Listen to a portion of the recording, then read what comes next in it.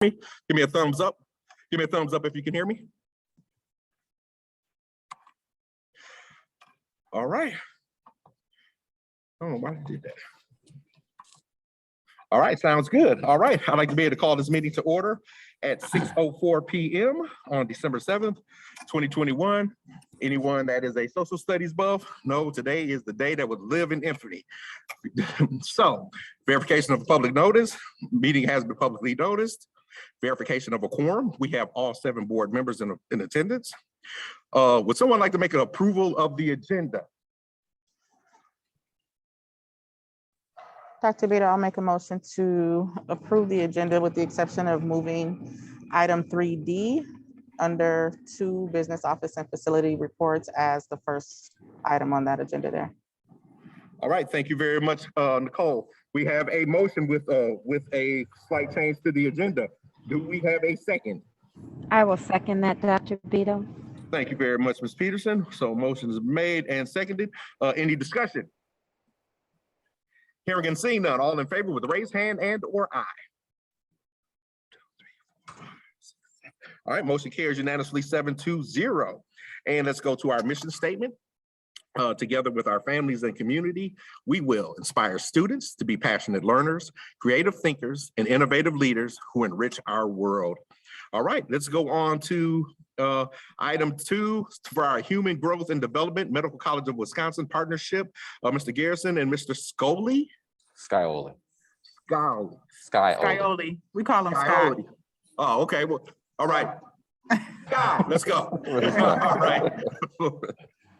Members of the board, last year, the Human Growth and Development Committee met to lay out different needs for our new program. As you all may recall, Human Growth and Development is being implemented in elementary, middle school, grade 7, and high school, grades 9. One of the charges from the committee last year was that we would also have continuing education opportunities for our 11th graders. Over the past month or so, the Medical College of Wisconsin and Brown Deer have been collaborating together to provide continuing education opportunities for our juniors. As part of the Brown Deer's Human Growth and Development Extended Learning Curriculum, there will be lessons on relationships, sexual health, and of course, personal safety. There will be at least 4 opportunities that we will try to provide for our juniors this year. On Thursday, December the 2nd, during the students' HIP time, all juniors were given the opportunity to learn more about sexually transmitted infections and or diseases in a virtual presentation. The virtual presentation was interactive and allowed our junior students to ask questions being answered by medical professionals. I would like to personally thank all the 11th grade HIP teachers, along with Mr. Skyoli, who's going to present with me here tonight, who was pivotal in the organization of this opportunity with the Medical College of Wisconsin. I would like to now turn it over to Mr. Skyoli to give us just a few tidbits of information from that day's event. Mr. Skyoli. All right, thank you, Mr. Garrison. So basically what we did, as Mr. Garrison stated, we were in contact with the Medical College of Wisconsin students, and they wanted to present to our junior students a presentation on STDs and STIs. I talked to the 7 HIP teachers, 7 junior HIP teachers, and they said that the overall reception of it went really well with our junior class. Like Mr. Garrison said, it was interactive, so it was obviously a slideshow presentation over Zoom, but there were a question answer session that the students were involved in. There were a couple hiccups with some technology issues, but the teachers kind of thought on their feet and were able to figure some stuff out pretty easily. The one holdup, I guess, would be that it was an hour-long presentation that the medical college had, but we only had 30 minutes for our students because our junior HIP classes are divided. They have a 30-minute class, then they go to lunch, and then they come back for another 30 minutes, and that didn't really work in the schedule for the medical college students. So they condensed their presentation down to 30 minutes. I guess if we were to do this again, the hope would be that we'd have a full block of an hour for them to teach this to our students or to give them this opportunity, just so that they're able to get everything covered that they want to get covered and not have to condense it and rush so much. But overall, I think it went pretty well for the first time doing this. And the students, like I said, were pretty receptive, which is the biggest positive that would come out of this. So.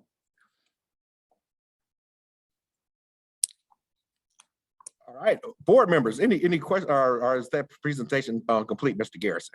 Oh, that was the information only. If you have any questions, of course, we will take those from the board. All right, board members, do we have any questions for Mr. Sky and for Mr. Garrison? Yes, Ms. Zeke. Thank you for the information, Mr. Sciolito. Seems like they got some valuable information. Just wondering, I know that sometimes at that age, people are hesitant to speak up in front of their peers. Were they given any resources as far as if they had follow-up questions or anywhere that they could go to kind of ask additional questions that they may have had? Yeah, so in the slideshow presentation, they did have some website links that they were given the opportunity to look at. All the HIP teachers have access to the slideshow presentation. So if a student has questions, they can forward that presentation onto the students. Thank you. Yes, Ms. Peterson. And I was just wondering, piggybacking on that question, when you talked about it was interactive, how interactive? Did you get a lot of questions that were asked, that the students seemed to be engaged? Tell us a little bit more about that. So I wasn't actually, I don't have a HIP class, so I wasn't actually in there, but some of the teachers did say that the students were engaged. I'm not sure how far it went. I know on the slideshow presentation, they had it was like a Jeopardy game, asking, it was just asking questions back and forth, and the students were supposed to interact that way. One thing one of the HIP teachers did say is that they thought that the HIP teachers thought that every student should have their own Chromebook set to the Zoom link, where I did not get that feeling from the medical college students when they were talking about it. They said they only wanted to have one presentation for each class. So a total of 7 classes, 1 presentation. So that's something I would have to clear up with the medical college students if we were to do this again. All right. Any other questions? Yes, Ms. Smith. Oh, okay. Actually, I do have a question, Mr. Sky. So this is the first of 4 HGD conversations. So are we talking about doing one of these each semester, or how are you talking about trying to put these out? Sure. So naturally, with any of these sensitive conversations, there's a process that we have to go through as it pertains to making sure that all of our families are notified, our junior families are notified, time is allocated and scheduled. And of course, we have the presentations ready to go. So our goal is to do 4. We will be doing those at the quarters, pretty much, if that makes sense, every 9 weeks from now until the end of the school year. The topics that we have set aside, we're still also figuring some of that out. We have definitely started the sexual health part of the conversations. Next, we want to probably move into the healthy relationships, or we may do another sexual health conversation, and then healthy relationships, then of course, personal safety. And so right now, when you're looking at from a curriculum perspective, that can cover a lot of different topics, a lot of different themes. And so the HGD team and I will make some final decisions as it pertains to what those topics will be. And then we'll, of course, make sure everyone is notified before we, of course, have the next conversation. This is for the juniors as well. And the juniors don't have human growth and development. That's why we wanted to make sure that they got something prior to them exiting our school district. Okay, thank you, Mr. Garrison. Thank you. Ms. Robinson. Okay, a couple of points of clarity. So are you saying that the other grades do get it, but the juniors don't on that? So human growth and development in the Brown Deer School District is taught in the 9th grade. So HG health is taught in 9th grade. And so when we had the committee meetings, we wanted our students to have access to these types of information as they got older as well. And so that's what prompted that's what prompted me and the team, of course, to say, well, maybe we can do a continuing education conversations in the students' junior year as a way for them to have another touch point before they graduate, moving out.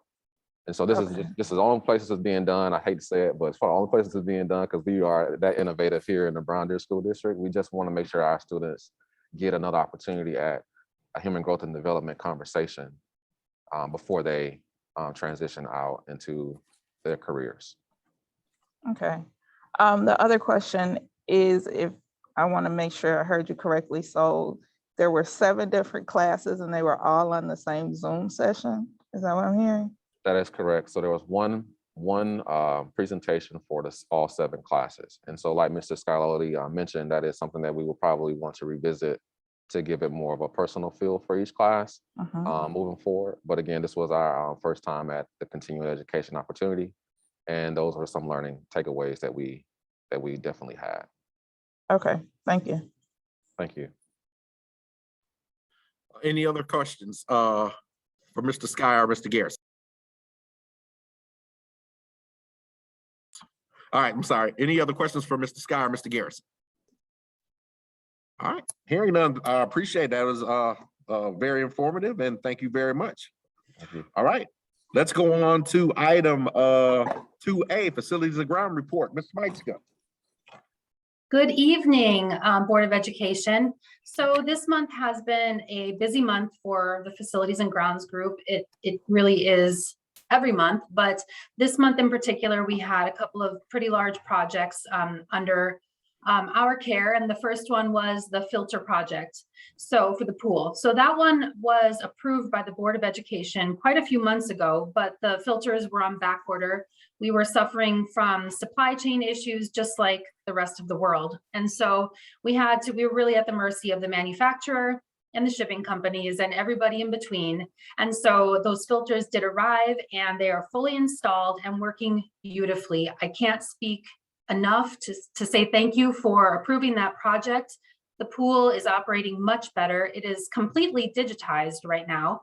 So we can actually log in and see how the pool is performing from our cell phones, which is really cool. So if that pool goes down, we are able to see it right away. There's no more on the weekends waiting until Monday morning. If the pool goes down on the weekend, we're able to see that right away, and we're able to dispatch and fix it. So that is a really big win. And thank you so much again for approving that project for us. Another large project was the completion of the expansion joint replacement behind the LRC in the middle high school. And if you remember, a couple of months ago, we started that project, and the expansion joint was much bigger. It was a bigger project than what was initially thought by C.G. Schmidt. And so we had to order a larger expansion joint, but now that has been replaced, and we're good to go on that as well. The roof inspections were completed. We have those done annually. I'll have that report available to you next month. I'm waiting for that from Tremco, but I will be able to provide that to you just for your reading pleasure if you would like to see that. And then finally, we were able to fully winterize all of our summer equipment and get that all stored and maintained and put away for the winter. And all of the winter equipment is ready to go for the snow that started yesterday. So it has been a couple of cold days, and we're thankful that we have all of our salters and snow blowers, unfortunately, ready to go. So that is a look into the facilities and grounds world in the last month. If anybody has any questions, I'm more than happy to answer them. All right, anyone have questions for Jody? Ms. Peterson. Jody, thank you so much for that report. You're welcome. I was thinking about us when I was reading the news about the school, the private school, St. Augustine, where 11 of their students were hospitalized because of the chlorine buildup. I just am wondering, how do we manage something like that? Do we check our chlorine daily? Are there things that we have in place to ensure that nothing like that will happen here and with our students? And was just wondering if you can elaborate a little bit more on that for me, please. Sure, I'm happy to. And the new filter system that we have in place absolutely helps us to perform and to see how the pool is performing on a daily basis. But more importantly than that, it is state law that we test the pool every single day and keep a log of that pool and how it is, how it's testing from a pH level, from a temperature level, from an active chlorine and and a bunch of different other parameters. So we are held accountable by the health department. They do come annually at random to inspect our facility. And we do have to keep a log of our readings. So that is absolutely something that we do check on a daily basis. So that's a great question, but that is something that Mr. Mike Hanna is very on top of. He is our pool guru. Jody, thank you so much. You're welcome. Any other questions? Board members, any other questions for Jody? Hearing and seeing none, Jody, thank you so much for that update. And you and your team always do a wonderful job keeping our grounds and our facilities top notch. So thanks so much, Jody, and always let your team know that we are always so grateful and thankful for everything that they do. I will make sure to tell them. Thank you, board. All right. Let's go on to item number B, business office report. Mr. Clemick. Good evening, members of the board. Real briefly, I'll just go over some of the items I brought in my memo this week. We do want to give you a brief cash flow update because that was one of our topics of conversation earlier in the year. Today was the day Monday actually was the day I was looking forward to when we received 40% of our equalization aid, which was about $2.9 million, which we've gone through our low point from a cash flow standpoint. And so we weren't quite as good as our projections had been, but we didn't actually need the $1 million borrow that we did, but it certainly kept me able to sleep at night for the last several months. So I appreciate the small amount of money that it costs to do that. But I do think next year, as I continue to look at how our cash flow goes, that we'll certainly take a long, hard look at a line of credit next fall instead of doing a fixed rate loan. And then we can draw on it then only if needed. There would be some cost to setting that up, but at least then it's something that we'd have control over exactly how much we needed to borrow based on the needs at that particular time. We did, this is a little bit of an update today. We haven't received it yet, but last week, the governor and the state superintendent announced that they will be releasing that. I was always calling it the Evers CARES money, and that is that $125 to $130 per pupil allotment that they talked about quite a while back. It kind of disappeared from the headlines for a while, so we took it out of our budget just to be safe. But they did announce the amounts that they were providing to every district, and we will be receiving, based on our fall enrollment numbers, $222,774. It hasn't landed in our bank account yet, but it will this week. And then the hope is that we could use at least a good chunk of that money to reduce our draw on ESSER 3 that we had budgeted for, and that'll allow those ESSER dollars to be used in future years. And then just as another update, this is breaking news today, that the U.S. Department of Education has approved Wisconsin. There was some question for a little while about Wisconsin's division of the ESSER $3, but they did approve that today. 95% of the money is approved. So I think some of what the legislature was trying to do in controlling where the money went, that's still up for some debate, but we were never a part of that equation. We were always fully based on our Title I formula. So I would expect that within a short order, we will have access to those dollars, which would total $1.9 million. So it would be available for the next 3 years.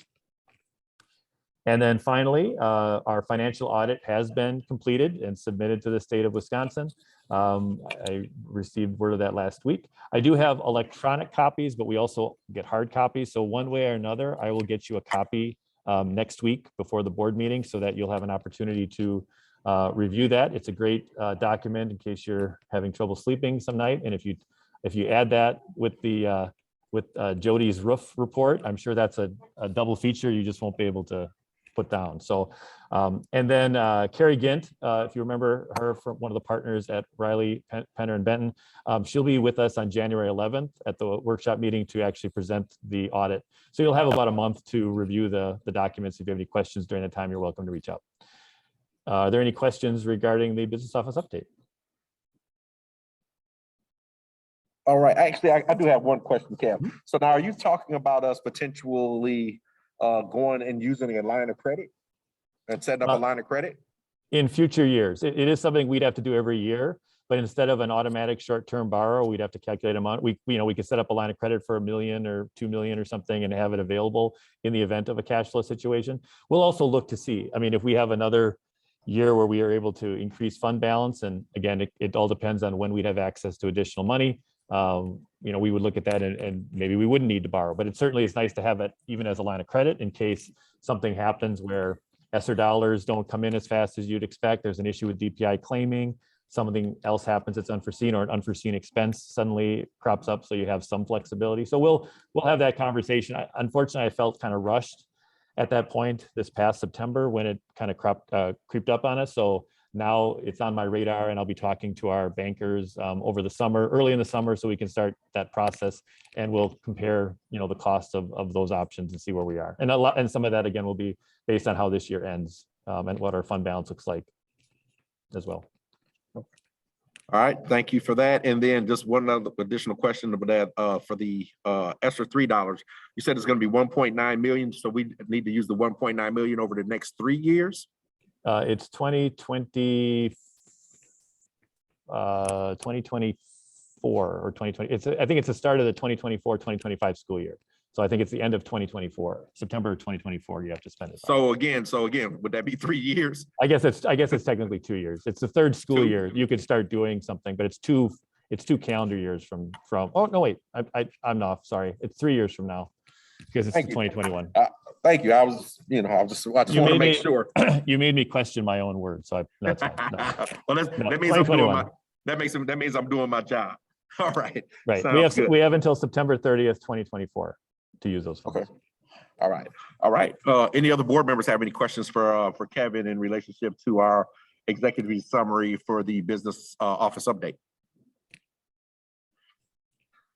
All right, thank you very much. Let's go on to item 2B, approval of new hires. Yes, we have one new hire this evening, Jacqueline Spence, who will be a middle school teacher. She's going to start out the end of the first semester kind of doing some fill-in for some leave work and kind of getting kind of some spot work within the district. And then starting second semester with middle school, we are going to bring back the FTE of Chad Ollendorf, which we never filled this year. And maybe Ms. Pitchford can speak to that, but I believe that sixth grade's kind of felt understaffed. They're one section down compared to seventh and eighth grade, and I think we've felt it this year, and so that's one of the reasons we wanted to bring Ms. Spence on board. I do have a question in relationship to this one. Now, is this person going to be a straight middle school teacher? Because right now you kind of talked about this person being a middle school teacher, but then also doing some other things prior to. So is it just going to be in the middle school? Yes, I think she's doing a leave to start at the beginning of this. She's starting, she's resigning from her district, and I think she needs to give her 2-week notice. So she's actually gonna spend a couple days with us over break, just getting ready. And then January 3rd, of course, when students return, she'll be working for a couple of weeks. And then that last week in January is when we switch to second semester. So that's when she'd actually take over her own classroom at that point. She'd be filling in some of the other roles in the short term. Right, and that's, no, go ahead, Dr. Reed. I'm sorry. No, because I think you're probably going to answer my question. Go ahead, Dr. Kelsey-Brown. No, this is, but the piece that I would like to add is this is as a result of resignations, staff resignations, and not being able to get sub coverage. So what we're doing is bringing her in early so she can get acclimated to the building. And then, as Mr. Klimick said, beginning the next semester, then she will actually have her own classroom.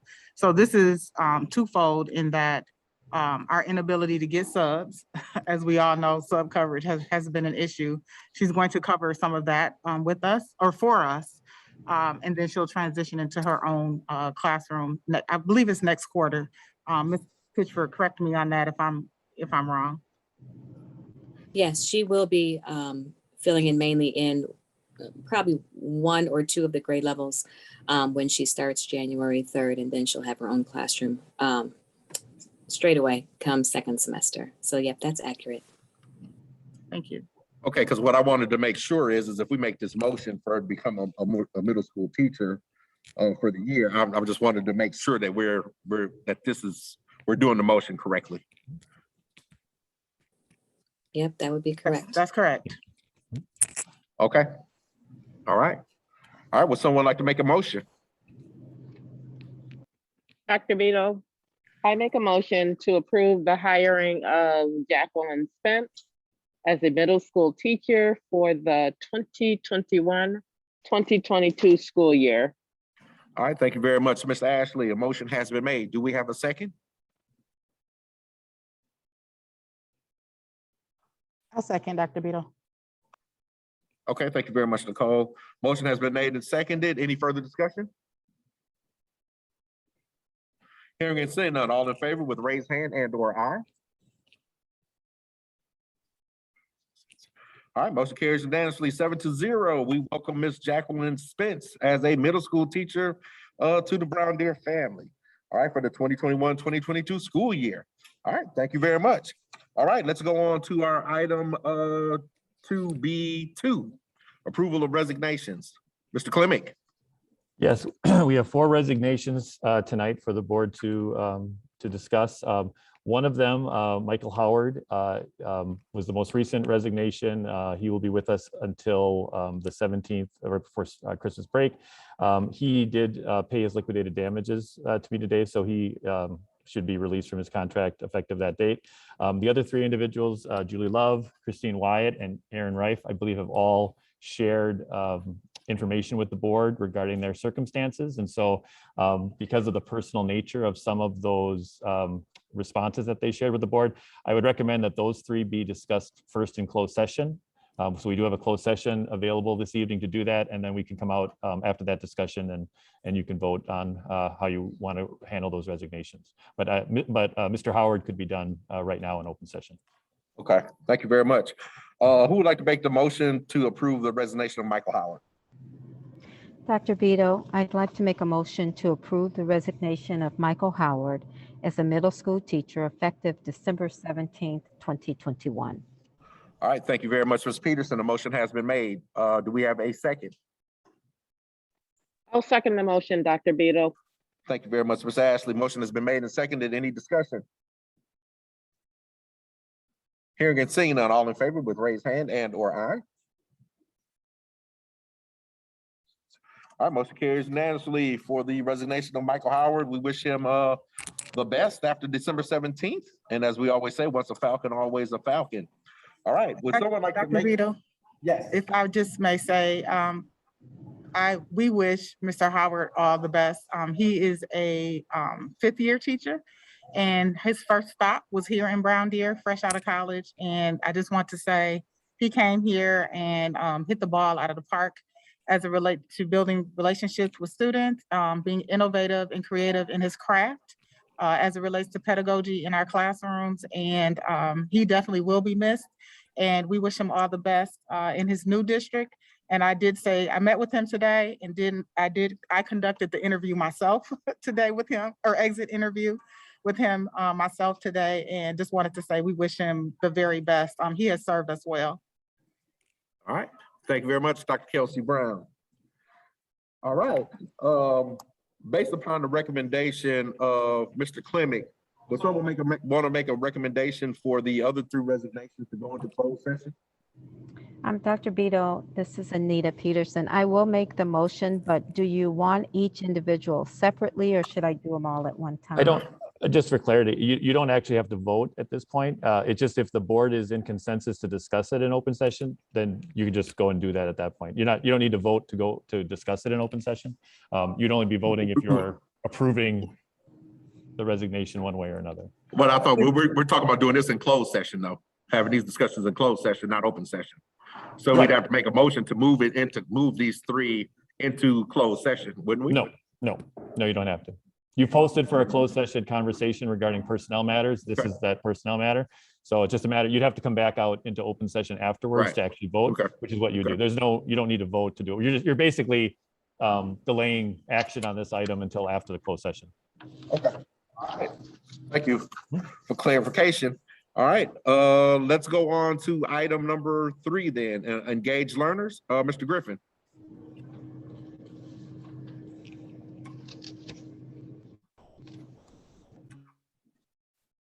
Mr. Griffin? Mr. Griffin? No, you're still muted. There you go. There you go. Hello. Kara, can you share your screen?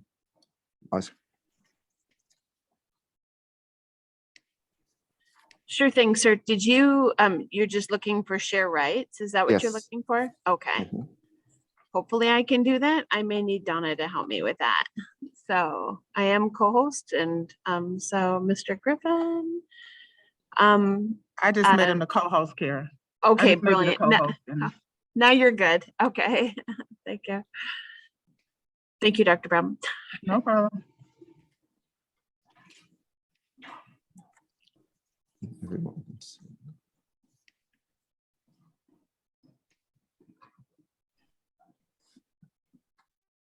Good evening, board. Thank you for allowing me the opportunity to speak on some of the things that we've been working on from the teaching and learning department. Working with the cabinet and with Mr. Garrison, our focus this year has really been around PLCs. And with PLCs, one of the key things is to identify your current reality, to create collaborative inquiry, and they were making connections using our ASW tool. So recently at our last PL session, we had the opportunity to look at our district report card, and we had conversations around some of the outcomes we have been receiving as a school district. And what we did from that was we began to look at some of the data, and we began to look at it our different groups, whether it was our students identified with disabilities, our students that are economically disadvantaged, and students that are also categorized by race, and the outcomes that they're currently receiving. And what we did as an entire district, we did this at the elementary school as well, and we also did this as a cabinet, is that we broke it down into 3 different categories. By looking at the data, first we started to identify what did we notice. Then we went into a process of what are we wondering about the outcomes that we're receiving. And then we came up with possible reasons why that's happening, so we can create alignment within our district about next steps that we're trying to take. And at the PL session last month, the entire district engaged in this activity together. And it's a very powerful conversation, and we'll continue to have conversations from the results that the teachers share from the notice, wonderings, and reasons. Here's an example of what it could potentially look like. This was information that was shared at the elementary about what the process looked like when the teams come together. One of the things that it also shows is where we are as a culture for our school district as well, and next steps that we need to do to ensure that we're guaranteeing high levels of student learning with dedicated individuals that are going to continue to promote our district in the right light. When we're looking at everything that, when we're talking with the teachers, we're looking at planning with outcomes, assessments with feedback, classroom engagement, high levels of differentiation, and relationships, because as we all know, teachers are the #1 factor that guarantees student achievement within our classrooms.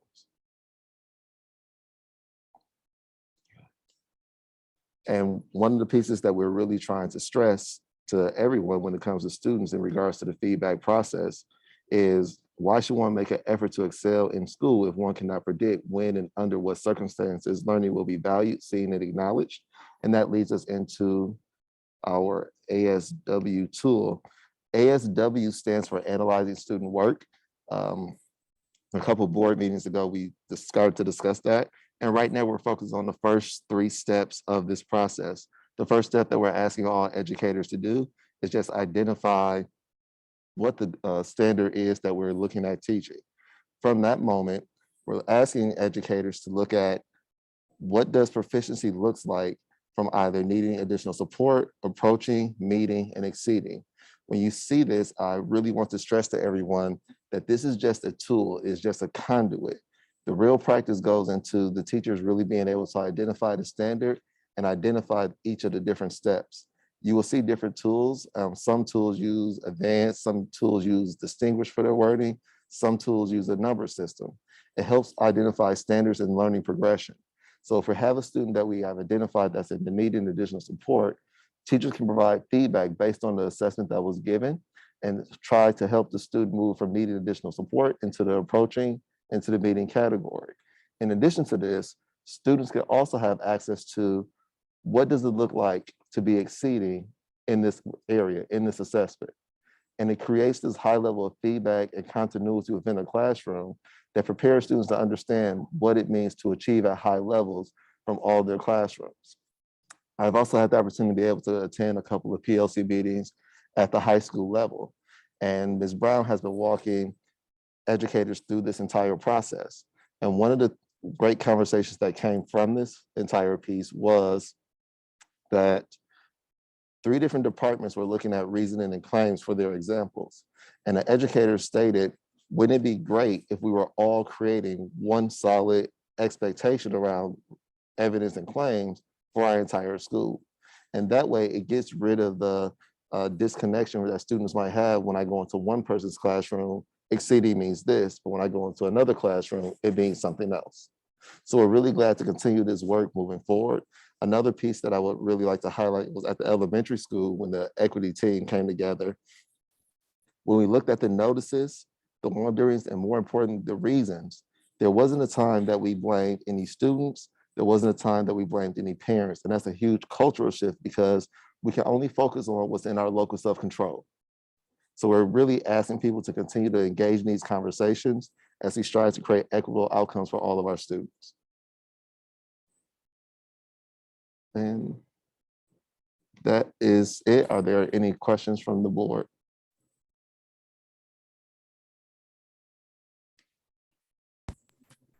Well, Board members, okay. I'm sorry, board members, questions. Lisa, go ahead, I'm sorry. Yes, so Mr. Griffin, thank you for sharing that information. Is that tool populated just per content area, or is that per student activity? Or that was one thing I wasn't quite. It's based on the standard that the educator will be teaching to their class. And it also allows for different levels of differentiation that comes up in our PLC process. Another key moment at the high school level that I was able to witness with Mrs. Brown was that teachers were also able to see how their students were performing in other classes. And then they were able to collaborate together and say, well, if Dennis is struggling here, here's some ideas that I have to improve Dennis' learning that I use in my classroom. So what we're trying to actually do is move beyond the silos of our 4 walls of our classrooms and really embrace the concept that all students, that we're responsible for learning of all students, no matter where they are in our school buildings.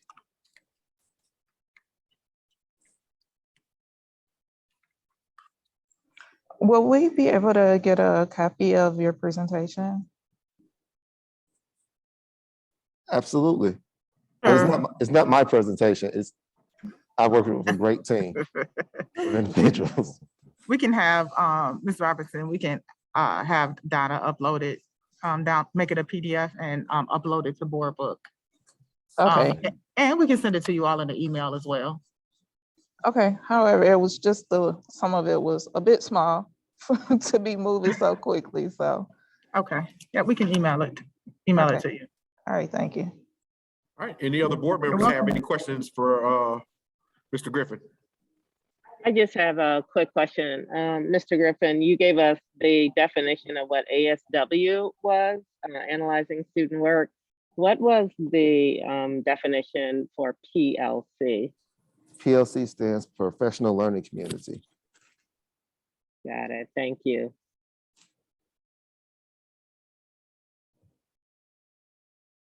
So Mr. Griffin, I'm letting you know then you probably should have a glossary, letting us know what the acronyms are prior to. Mr. Garrison had already started to message me already about that. Garrison, I should listen to. I did that. So all great minds think alike. All right, sounds good. All right, anyone else have any other questions for Mr. Griffin? All right, hearing none. Mr. Griffin, great job. Thank you very much for giving us that that informational and everything. And hopefully we'll be able to take the data that you have shared with us and you'll be able to work with the teams across the district and be able to move us forward. Thank you so much. I'm just glad to work with such a great team in our district. All right, sounds good. Thank you very much. All right, let's go on to our item number B, our COVID-19 update. Dr. Kelsey Brown. Good evening, board members. Just wanted to, and I'll ask Ms. Schmeitzke, Jody, if I missed anything, please feel free to chime in regarding our COVID-19 update.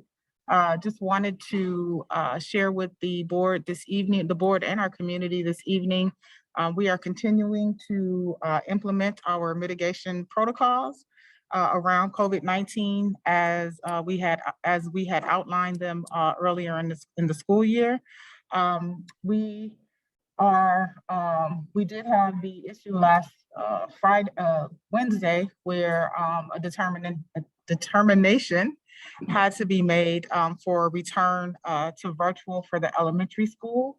At the end of the day, what became the issue at the elementary school was a series of positive cases, not only in our students, which is what our dashboard currently demonstrates on our website, but also in our staff members, including close contacts and quarantines that ultimately had to occur.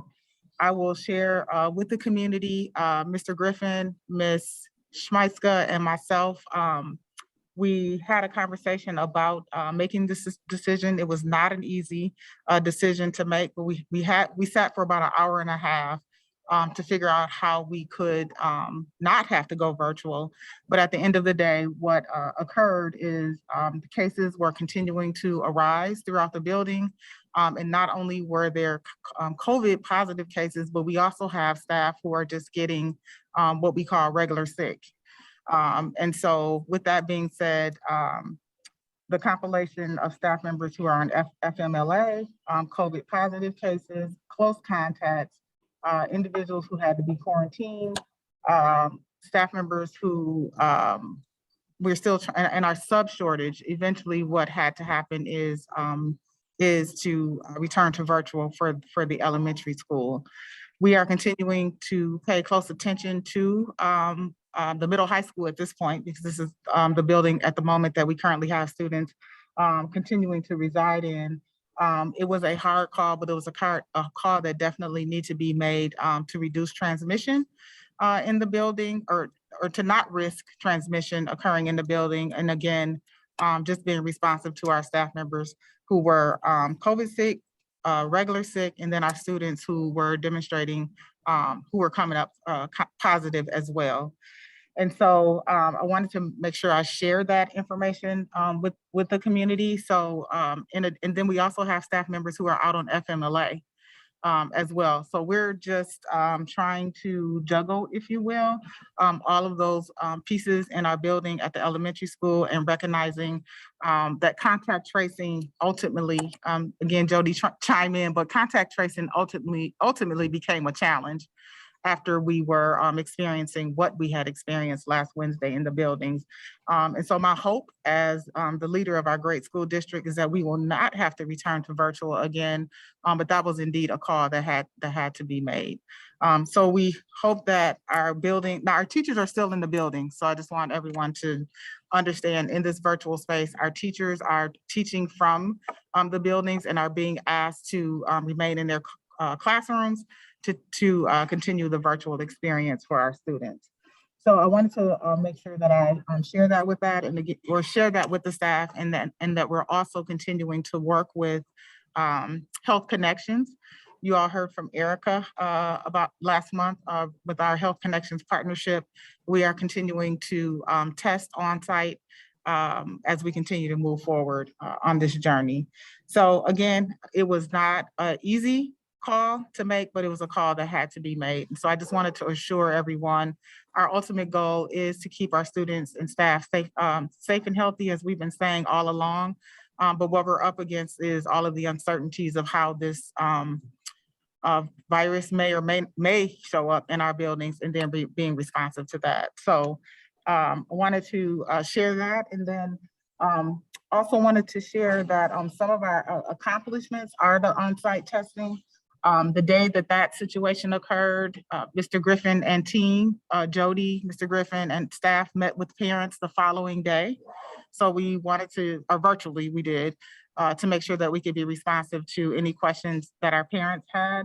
And then some of our upcoming goals are to potentially, or not to potentially, but to revisit our quarantine guidelines, to look at our plan again, to make sure we're moving in the right direction with that.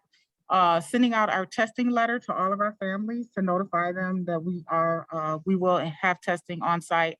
And again, continuing to engage in the mitigation protocols with facial coverings, contact tracing, frequent hand washing, and social distancing to the greatest extent possible within our school buildings. I am continuing to meet with the North Shore Health Department on a bi-weekly basis. And this morning, on our SWSA meeting, we continue to meet with Dr. Gutzeit from Children's Hospital and President Dr. Kari, just to understand how this virus is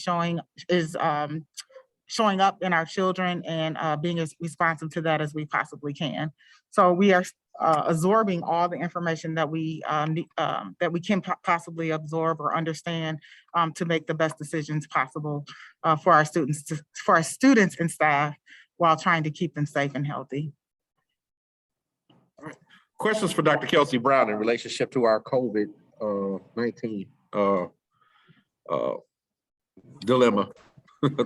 No better word for it than that. Yes, that is correct. Say it again, please. A dilemma. Ms. Peterson, yes, go ahead.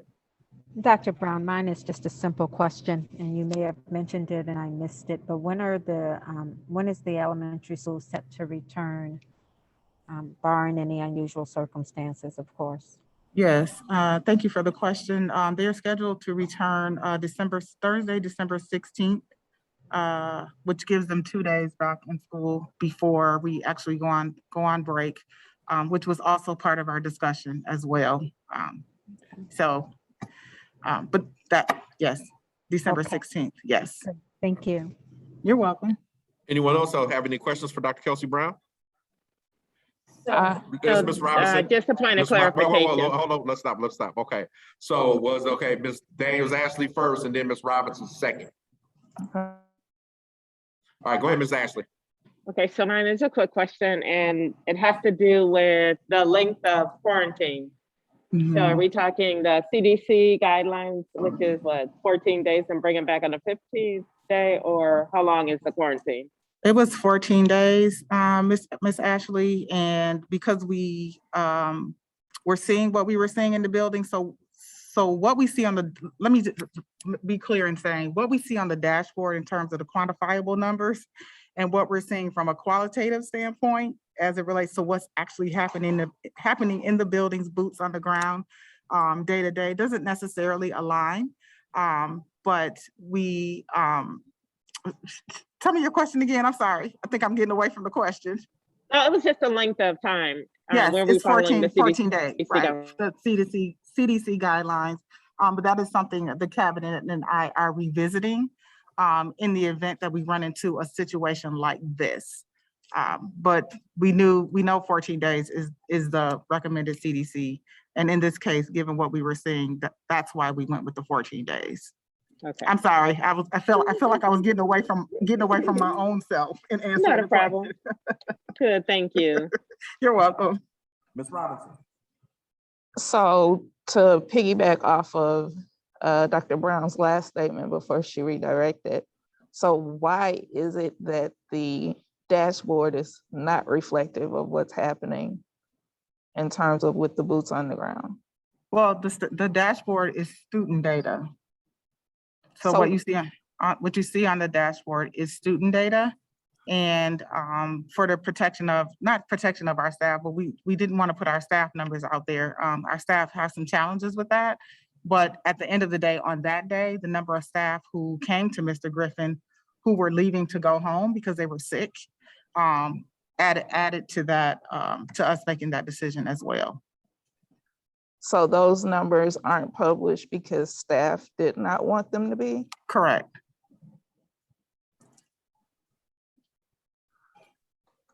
And how often is the dashboard updated? Daily. Okay, yeah, because I just asked because of the few times that I have looked at it, the date seems to change and go backwards. So that's one thing I wanted to say. The other thing I'll say is that if that decision has been made to only include students, then I think that should be specified. You mean you're saying on the dashboard? Okay. Right. But now a question in relationship to that, the majority of our staff do not live in Brown Deer. So the numbers that are on the dashboard are for the students because they live in Brown Deer? Or is that just period, Dr. Kelsey Brown? That is because we are notified.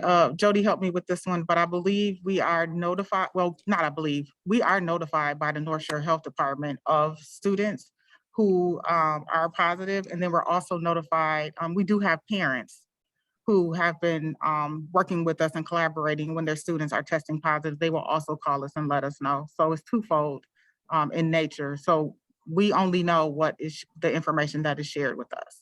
I was talking about the staff actually. Oh, staff? I'm sorry. Yeah. Right. If they live. Right. Yeah. And so that would be the reason why potentially their numbers wouldn't pop up in our dashboard and stuff because they are not residents of Brown Deer. Is that how that works? Yes. And if they don't share it with us and they don't, we can't make anybody tell us anything, then we don't know unless they share it with us. So it's a challenge. It would be challenging to track staff unless they came and said, hey, and some do. And some don't. But for what we know for the students, that's what is currently appears on our dashboard.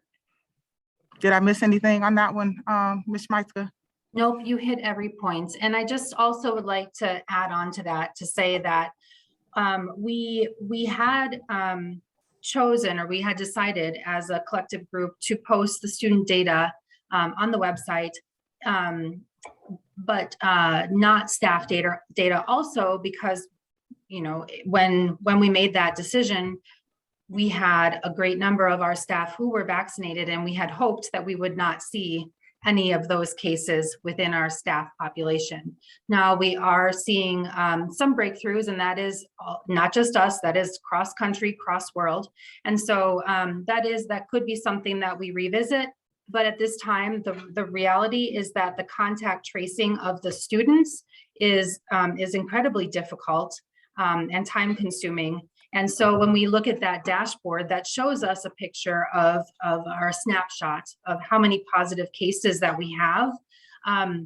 Each of those positive cases typically takes down, between 10 and 20 other students who we also have to quarantine in those situations. So when we start to extrapolate that out, we see a much larger picture of what is happening. So then are we not doing contact tracing for the teachers? No, we absolutely are. Mhm. When we find, yes, we absolutely are. When we find out about a positive case on our staff, we do contact trace them.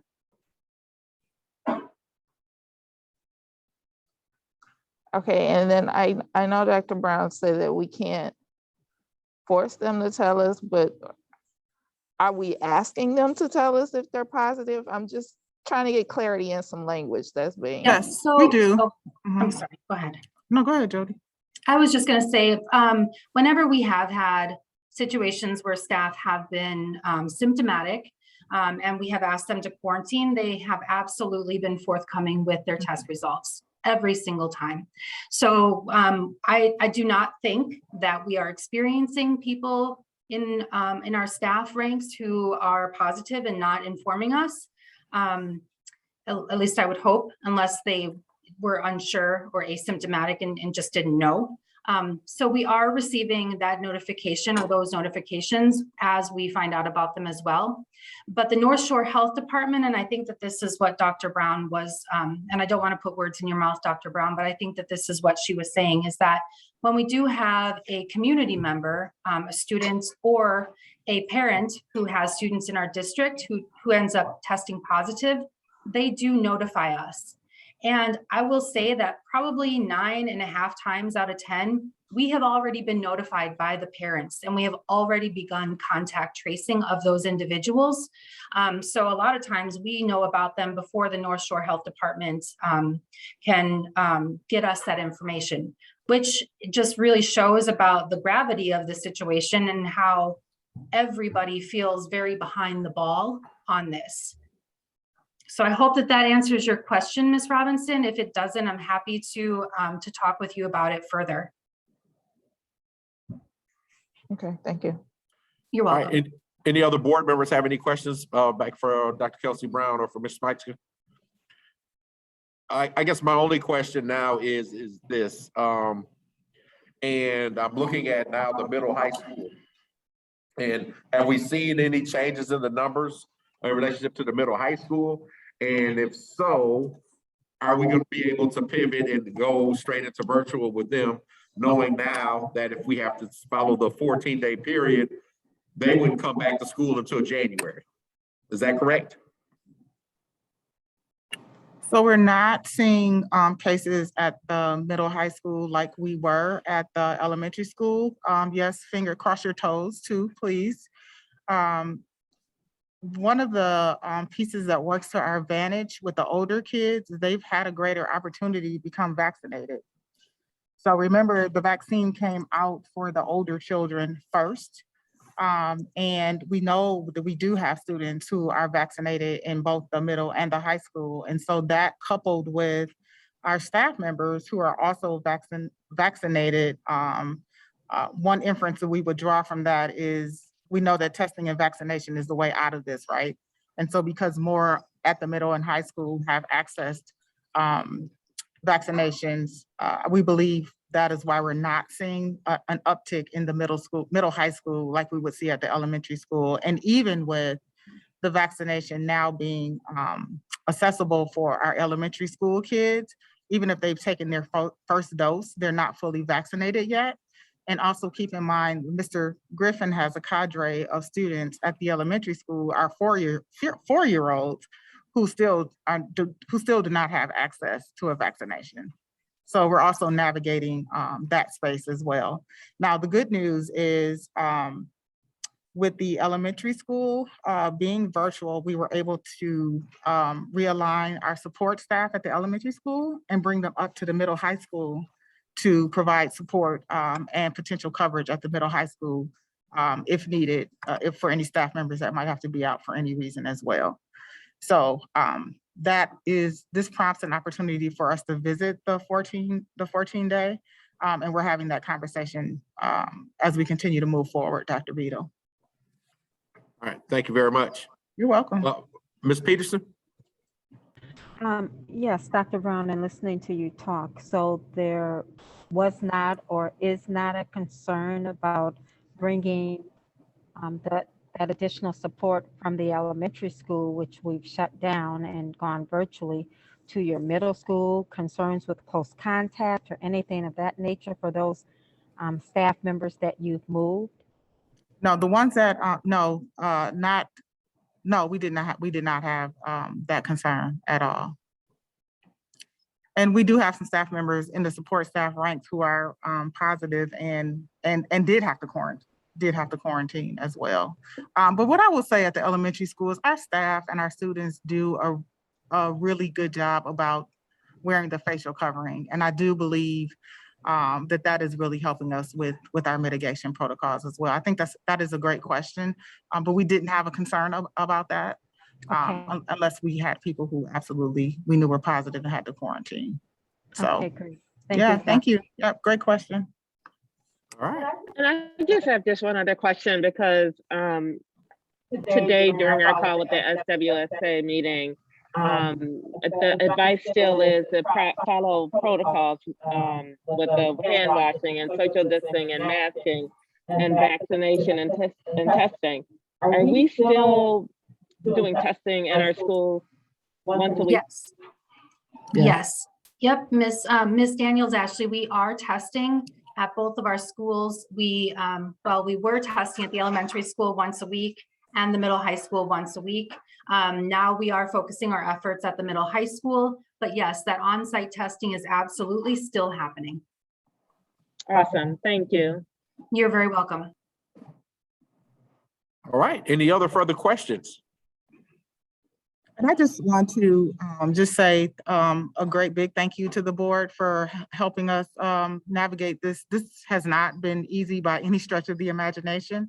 As we know and realize, we are still in the midst of this pandemic. So while we know and recognize what other will be seen across the nation regarding school boards and school districts, I just want to publicly thank you board members for being supportive on this journey, asking all the questions that we perhaps have not thought about in this process, as we know that our ultimate goal, again, is to keep our students and staff safe and healthy, but also making sure that we can remain in person for our learning experience for our students. So I want to say that thank you publicly, because not every superintendent has had that experience. So again, thank you. We appreciate it. And we thank your decision making through diligence as well too, and getting making sure that everything's in place for us to be able to continue to keep our staff and our students safe and everything. And again, we always go back to Jody and her team and ensuring that, you know, we've got everything clean and up to date, disinfected, and all the rest of that different stuff in your staff, and being vigilant and being able to do that. So thanks so much. All right, let's go on to our next item, C, our district report card. Dr. Kelsey Brown. All right, just wanted to share with the community. We know report cards were released last week, and wanted to share at the elementary school, our 2020-2021 report card. We are currently meeting expectations at 63.6 was our score. At the middle high school, we are meeting expectations at 66.2 was our score. And then for the district, overall district score, we're meeting expectations at 66.1. Yes, at 66.1. And if you Dr. recall, Kelsey Brown, Yes. I don't know, there may be some kind of so because I'm looking at the district overall at 66.1, but then it also says the Brown Deer Middle High School is at 66.1 as well too. And you had said 66.2. I have let me, hold on, I have my sheet here.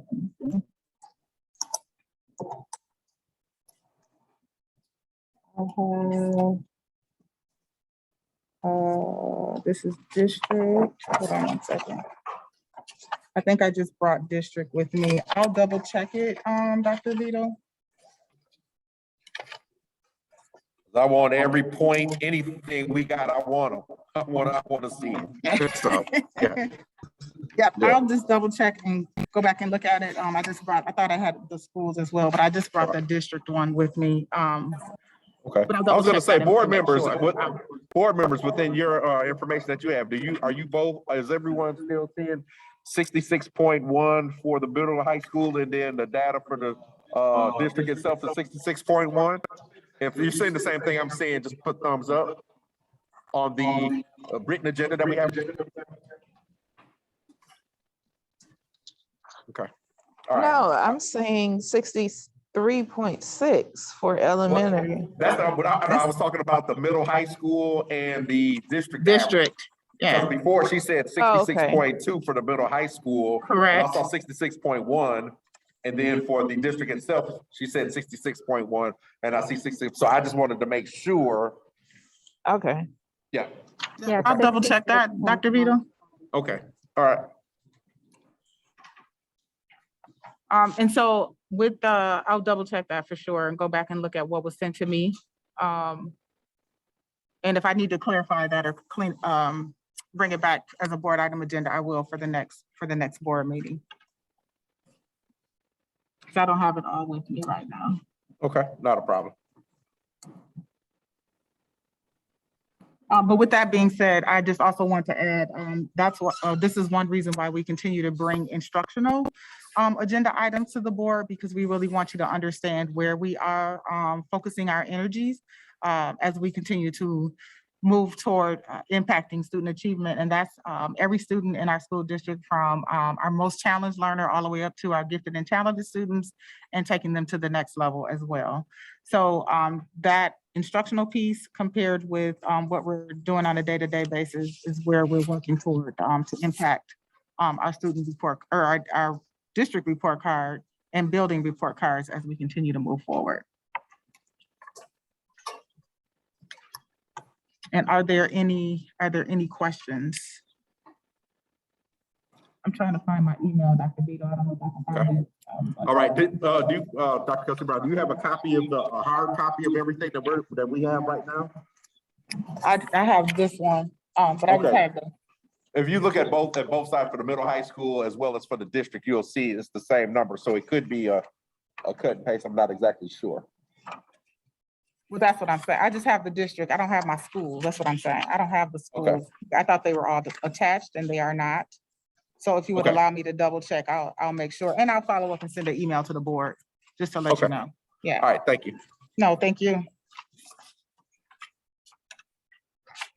Board members, questions in relationship to our school report card for Dr. Kelsey Brown. Yes, Ms. Zick. I just wanted to clarify, maybe a typo. My assumption is that the overall district would mean that we're combining the elementary and the middle high numbers, which would mean that the overall score would be somewhere around 64.85. So that may just be a typo, but either way, it will be meeting expectations. But putting those two numbers together to get the overall, which is, I'm assuming what they would do, we'll put it at 64.85. I think the way that they do that, when they do the overall district one, is a little bit different. They just don't take both of them and add them together and Yeah. divide. It's a little bit different because it's a different formula that they use, Ms. Zick, when they do that. Correct. So I'm looking at the middle high, I have my middle high school, and I am looking at 66.1. Yeah. And Okay. then, so did your district also end up being 66.1 as well, Dr. Kelsey Brown? Let me.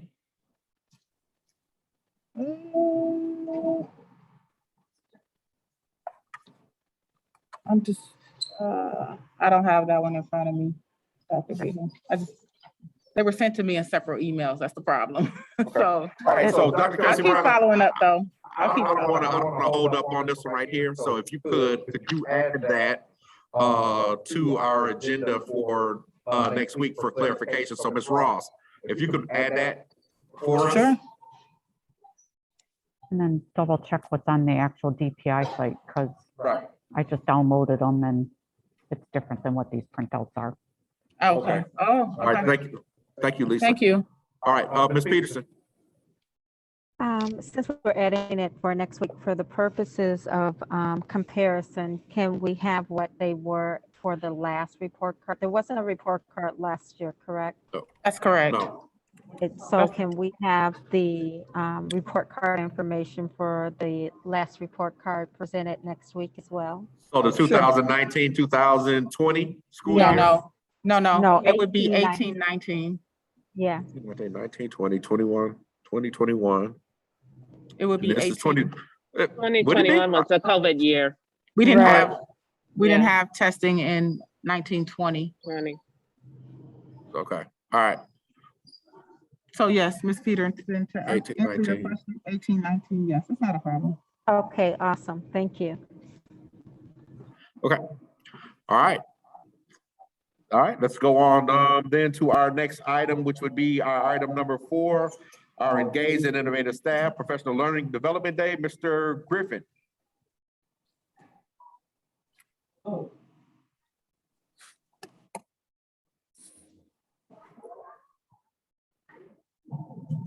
Mr. Griffin? I'm back on. I think I accidentally mixed the ASW tool explanation up with it together. Okay. So Oh, are you saying, got Mr. it. Griffin, that you put everything together in that one, in the ASW one? Got a little too excited. Okay, all right. All right, all right. All right, well, okay, well, thank you very much. All right, so let's just move forward then. Let's move on to item number 5, our Engaged Board and Community Lead, our school board candidacy for April 5th, 2022, our spring election. All right, as you all know, we have 2 school board positions that will be open for 3-year terms. I'm hoping and praying, well, again, Ms. Zielinski seat will be up and Ms. Zick's seat will be up. So for our next election, so we have 2 seats that'll be open for 3-year terms. I know Ms. Zelinski already said that she would not be seeking re-election. I don't know, we'll be talking to her about that one a little bit, even though she's already given me the look like, dude, don't even try it. But I'm gonna give myself an A for effort. And then Ms. Zink has already had said that she would like to rerun for a 3-year term. Anyone that's out here listening to us, any individual citizens that live in the village of Brown Deer itself, and if you are looking at potentially trying to run, you will have to go to come to the school district in January. That is in January, correct, Ms. Ross? Come in January to do your candidacy papers. I'm sorry. December, January, to be able to put your paperwork in. The due date is in January. I think it's January Right. 4th, right? Right, January Yeah. 4th. So the due date is January 4th if you would like to be able to run for a seat in April. So from now until January 4th, you would have to go to the district office and see Ms. Ross in order to be able to get that paperwork in order for you to run. So again, that's open to any of our citizens age 18 and above that live in the village of Brown Deer that are interested in running for 2 seats that we have that are open. Next is our joint meeting with the village of Brown Deer. It'll be virtual December 15th at 5 p.m. And then with that meeting, there is the meeting, of course, like I said before, with the village, with President Montgomery and representatives from the village, and with myself and representatives from the school district itself. And the reason why we have these meetings are to ensure that both governing bodies in the village of Brown Deer are on the same page, on the same accord, and any questions that we may have of each other to be able to get those answered, as well as for us to be able to ensure that that we are governing our village properly and want to ensure that, you know, for growth and for understanding and everything and stuff, that we are doing that and stuff. And we think that that's something that really hadn't happened in the past, but we wanted to ensure that that is something that we maintained and being able to do that. So again, that meeting is, and it will be publicized, it'll be December 15th at 5 p.m. and it will be virtual. All right, any questions? All right, thank you very much. Let's go on to item C, our Neola policy revisions and second reading. Now, with this, because I don't know if we've got to read each and every one, I'm wondering, is there anyone, did anyone have any other questions? Board members have any questions in relationship to any of these policies that we're getting ready to look at for our second reading? We had questions for our first reading. We got clarification and updates from Dr. Kelsey Brown in order to get those questions answered. Board members, do anyone have any other questions in relationship to any of the verbiage, any of the policies, or any questions? And I'm going to give you a few moments to kind of take a look again real quick or whatever, if there was anything. I think we did a really good job the past 2 meetings of really asking the questions that we had in relationship to the policies and giving the explanations that we needed, and or Dr. Kelsey Brown going back to them and getting clarification and adding the verbiage that we liked, that we needed rather, I'm sorry.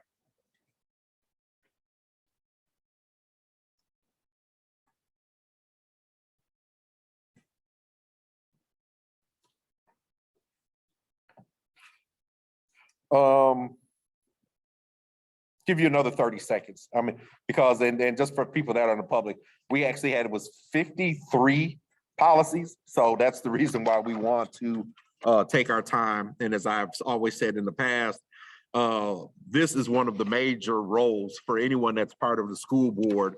Is one of our major roles is ensuring that our policies and procedures are up to date and represent what we would like for them to say, the verbiage, in order for us to be able to govern properly and have that big overview. So again, that's the reason why I do not want to rush this.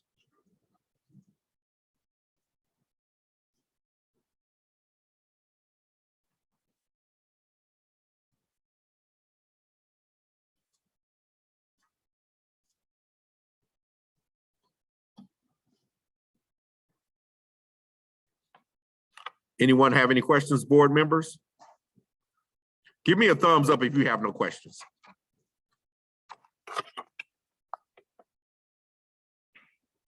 Ms. Robinson, well, because she had her pictures up. Ms. Robinson, you have any questions? Oh, we're good. All right, well, somebody would make a motion to approve. Dr. Beto, I'd like to make a motion to approve the second reading of the Neola policy revisions Right, as presented. as presented, yes. Yeah, so that you don't have to read every one of these numbers. All right, a motion has been made. Do we have a second? I will second Dr. B. Thank you very much, Ms. Peterson. Are we freezing? No, okay. All right, a motion has been made by Ms. Zink, seconded by Ms. Peterson. Any discussion? Hearing and seeing none, all in favor with raised hand and or aye. And 7. All right, motion carries unanimously, 7-0. All right, let's go on to pass all these 53s. All right. Dr. Beto, Yes, Dr. Kelsey Brown. I just have a question for you. Are we able to revisit an agenda item or not? I just wanted to, I have the numbers. Is it one that we've already voted on and approved? It's not, it wasn't voted on. I just have the actual numbers from the DPI website for our report card. Okay, so that wasn't something, that was an informational, that wasn't one that we were voting on. So that was informational. Correct. Can I just share the actual numbers at this point? Yes, you can. And still include it as an agenda item for next Next week for discussion. Yes. Okay. All right. So according to the DPI website, the district is 66.1. The elementary school is 63.6. And the middle high school is 66.2. All right, so the numbers that you said to us before were correct. This just wasn't corrected on the handout that we had. Got it. Okay. Okay, all right, perfect, thank you. All right, with that being said, item number 6, moved to closed session. Ms. Robinson. Okay, that's me, actually. I'd like to make a motion to move into closed session to discuss personnel matters pursuant to state statutes 19.85, 1BCF. All right, thank you very much, Ms. Smith. Ms. Robinson.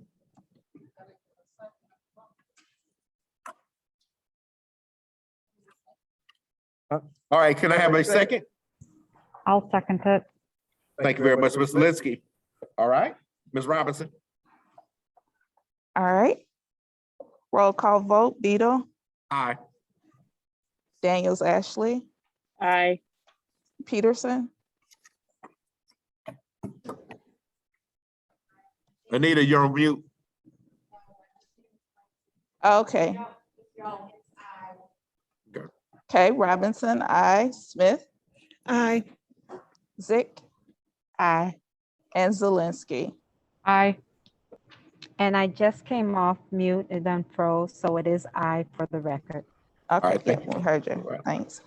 All right, and so what we will do is we will go into closed session and then be for these items, and then we will come back into open session.